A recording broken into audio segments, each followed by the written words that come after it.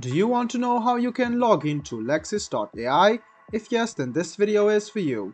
Hello and welcome to AI Basics. It's your host back again with yet another interesting tutorial video. In this video, I'm going to teach you how you can log into your Lexis AI account. Go ahead and open Chrome or Edge browser on your PC, go to the Google search bar and then search for Lexis AI login. Click on the first link which appears on your screen. It will take you to this page of Lexis AI where you can see this is the login portal. What you need to do now is write down your ID over here, your password over here in this box, and then click sign in. This way you can successfully sign in to your Lexis AI account. Make sure your ID and password is correct, otherwise you cannot sign into your account. You can hide or unhide the password by clicking on this button over here.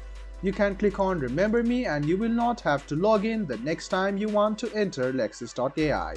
If you have forgotten your ID or password, this is the link for you to recover your password or your account. I hope this video about how you can log into Lexis.ai was helpful for you. If you still have any kind of confusion, please do mention us on the comment section down below. Like the video, subscribe to the channel and do hit the bell button for more. Hope to see you in the next video as well. Until then, goodbye, take care and make sure you enjoy.